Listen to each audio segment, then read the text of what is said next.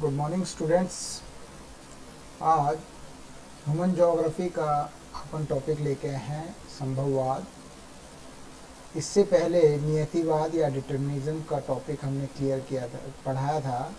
उसके साथ में अब संभववाद, डिटर्मिनिज्म या नियतिवाद के अंदर भूगोलवेताओं ने क्या कहा था कि मानव के ऊपर पर्यावरण का प्रभाव अधिक रहता है और पर्यावरण के अनुसार ही मनुष्य आचरण करता है।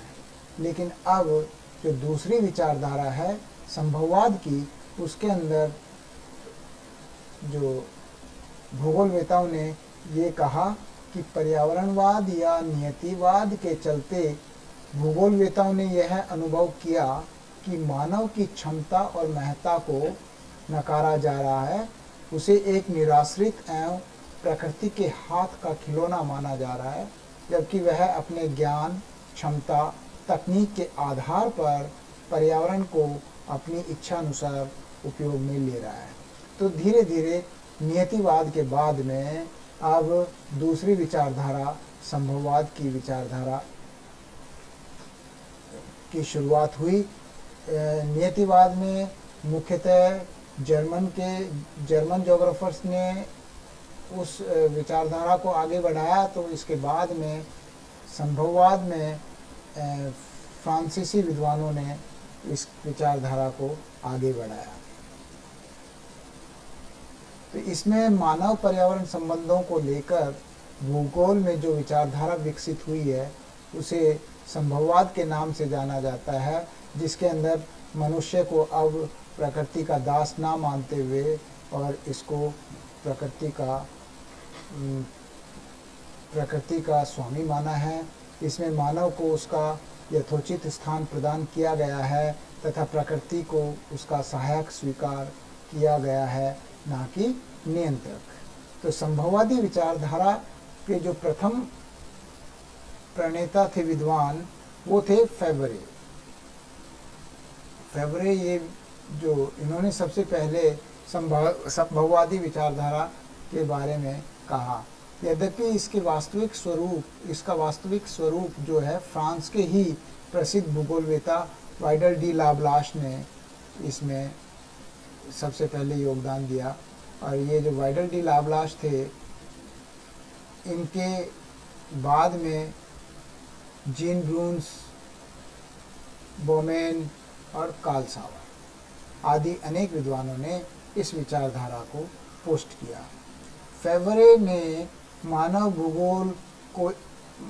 को एक भौगोलिक तत्व या एजेंट स्वीकार किया। जिस प्रकार अन्य तत्व जैसे जलवायु, वनस्पति, मृदा आदि होते हैं, उसी प्रकार मनुष्य भी एक तत्व है। वह किसी से कम नहीं तथा अपनी आवश्यकता अनुसार विभिन्न परिवर्तनों को जन्म देता है, जो कि भौगोलिक अध्ययन का विषय है। तो फेबरे ने अन्य तत्वों के जैसे ही मनुष्य को माना और मनुष्य पर्यावरण में परिवर्तन लाता है।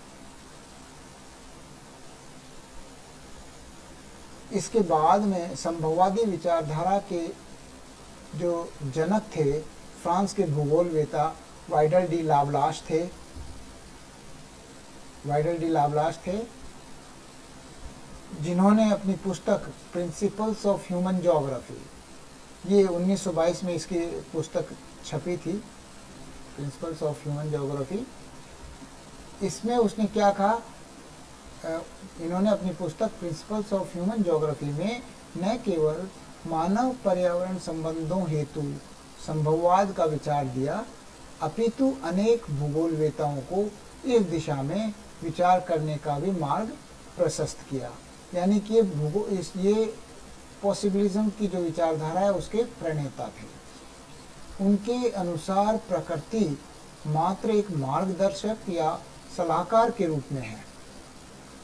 प्रकृति केवल सलाह देती है, या प्रकृति ने मनुष्य के सामने पॉसिबिलिटीज दे दी, अब उन पॉसिबिलिटीज़ में से मनुष्य के ऊपर निर्भर करता है कि वो कौन सी पॉसिबिलिटीज़ को अपने लिए उपयोग में लेता है। मानव उस सलाह पर चलने को बाध्य नहीं, अपितु वह उसको अपने अनुकूल परिवर्तन करने की क्षमता रखता है। ब्लास ने मानव की शक्ति, ज्ञान, कौशल, बौद्धिकता को पर्याप्त महत्व देते हुए व्यक्त किया कि पर्यावरण का वह अपने सामर्थ्य अनुसार उपयोग कर सकता है। उसने मानवीय कार्यों की सराहना करते हुए कहा कि मनुष्य ने ही पेड़ पौधों को उनके मूल स्थान से ले जाकर विश्व के अन्य भागों में फैला देने का कार्य किया है। इतना ही नहीं, मनुष्य ने उनकी उपज की मात्रा में भी वृद्धि की है तथा भिन्न भिन्न प्रकार की जलवायु के अनुकूल उपयुक्त बनाने के लिए विभिन्न किस्में तैयार की हैं।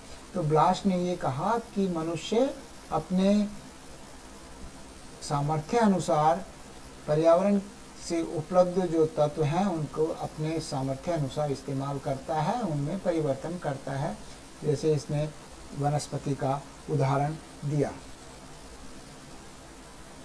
इसके बाद में बोमेन के अनुसार जैसे जैसे ज्ञान और विज्ञान का विकास और विस्तार होता जाता है, प्रकृति, पर्यावरण और संसाधनों के उपयोग में न केवल वृद्धि होती जाती है अपितु उनके उपयोग का स्वरूप भी परिवर्तित हो जाता है। बोमेन ने ये कहा। बोमेन के बाद में दूसरे भूगोलवेत्ता थे कार्ल सावर। इसने भी मानव की क्षमता का प्रतिपादन करते हुए संभववादी विचारधारा के विकास में योगदान दिया।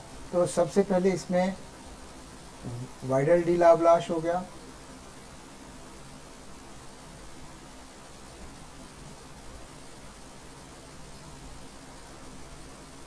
उसके बाद में बोमेन हो गया,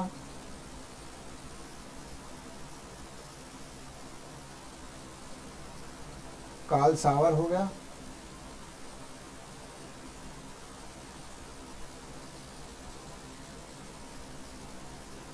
SAUVER सावर, और इस प्रकार से और फेब्रे हो गया,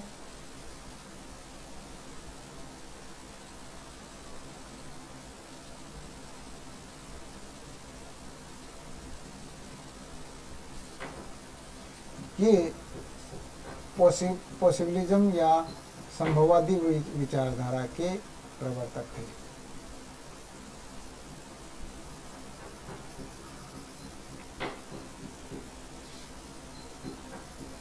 इसमें कार्ल सावर के बाद में ब्लास के जो शिष्य थे जीन ब्रून्स,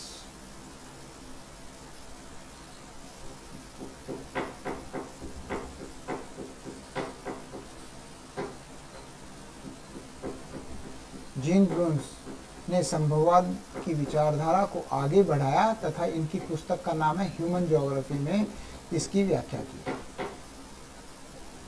उनकी मान्यता थी कि मनुष्य अपने वातावरण को परिवर्तित करने में सदा क्रियाशील रहता है। मनुष्य हमेशा क्रियाशील रहता है या गतिमान रहता है अपने चारों तरफ के पर्यावरण को परिवर्तन करने में। परिवर्तन प्रकृति का नियम है और संसार की प्रत्येक वस्तु, चाहे वह भौतिक हो या सांस्कृतिक, परिवर्तनशील रहती है। उन्होंने पर्यावरण को एक अनुज्ञात्मक, अवरोधक और सीमाकारी शक्ति माना, किंतु उसे नियंत्रणकारी नहीं। उसने ये कहा कि मनुष्य जो है, ह्यूमन जो है, और इसमें पर्यावरण जो एनवायरनमेंट है, इसके अंदर जो है ये इसके ऊपर पर्यावरण जो है अनुज्ञात्मक, अवरोधक और सीमाकारी शक्ति इसको माना, लेकिन इसको नियंत्रणकारी शक्ति नहीं माना। यानी इसके ऊपर इसका पूरा अधिकार है और वो अपने सामर्थ्य के हिसाब से पर्यावरण को परिवर्तित करता है। प्रसिद्ध अमेरिकन भूगोलवेत्ता बोमेन ने संभववादी विचारधारा का समर्थन करते हुए अपनी पुस्तक द पाइनियर फ्रिंज, ये बोमेन की जो पुस्तक है, इसका नाम याद रख लेना, ये कई बार ऑब्जेक्टिव टाइप के क्वेश्चंस में पूछी जाती है। बोमेन की द पाइनियर फ्रिंज में लिखा है कि प्राकृतिक वातावरण मानवीय समाज के स्वरूप को निर्धारित नहीं कर सकता। यानी कि प्राकृतिक वातावरण है, मानवीय समाज के स्वरूप को निर्धारित नहीं कर सकता। मानव द्वारा सदैव नवीन प्राकृतिक तत्वों की खोज की जाती है तथा इनके विकास के साथ इन्हें नवीन महत्व मिलता जाता है। तो इसमें मनुष्य को पर्यावरण के ऊपर इसने माना है। डिमांजिया जो है उसने भी पॉसिबिलिज्म की जो विचारधारा है उसको आगे बढ़ाया। डिमांजिया ने मानव शक्ति को सर्वोपरि मानते हुए बताया कि मानव द्वारा वातावरण के परिवर्तन महत्वपूर्ण है।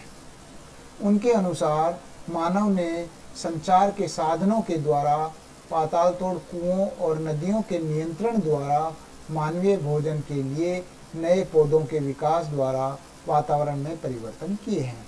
यानी कि मनुष्य अपने सामर्थ्य अनुसार पर्यावरण में परिवर्तन करता है और वो उसको अपने अनुसार ढालने की कोशिश करता है। संक्षेप में संभववाद नियतिवाद के विपरीत विकसित होने वाली विचारधारा थी, जिसमें मानव को पर्यावरण से सर्वोच्च वर्णित किया गया तथा उसे पर्यावरण में अपने अनुकूल परिवर्तन करने वाला तथा अपना मार्ग स्वयं तय करने वाला व्यक्त किया गया।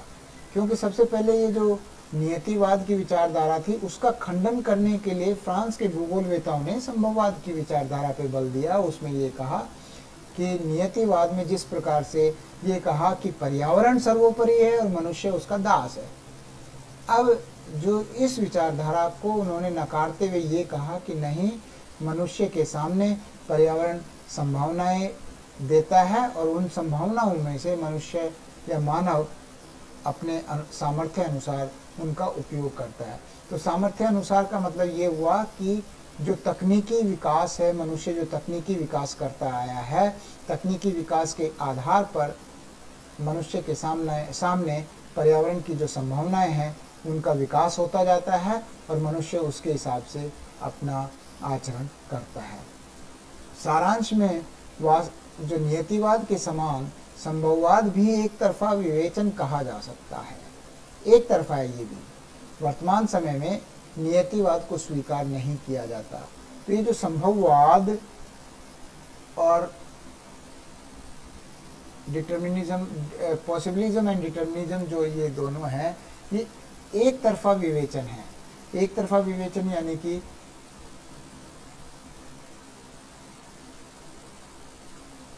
डिटर्मिनिज्म एंड पॉसिबिलिज्म,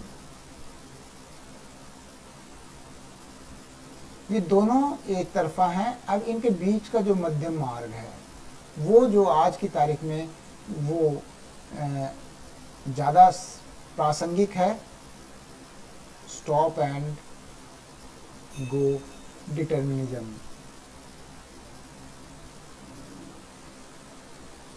या नियो डिटर्मिनिज्म, जो नई विचारधारा है, नियो डिटर्मिनिज्म।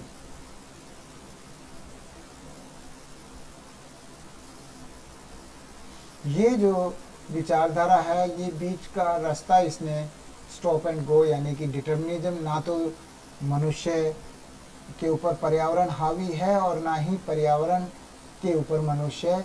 उन्होंने जो बाद के भूगोलवेताओं जिसमें ग्रिफिथ टेलर मुख्य है, उसने ये कहा कि नहीं, स्टॉप एंड गो डिटर्मिनिज्म या मध्यम जो मार्ग है उसने नियो डिटर्मिनिज्म को बताया, जो कि अगले लेक्चर में अपन उसकी क्लास लेंगे।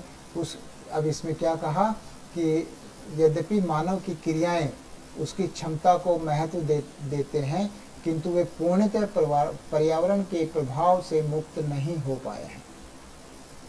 वर्तमान युग में जब अत्यधिक प्रगति हो गई और मानव प्रकृति पर विजय का दावा करता है, फिर भी आज विश्व के अनेक भाग मानव रहित इसलिए हैं क्योंकि वहाँ का पर्यावरण अनुकूल नहीं है।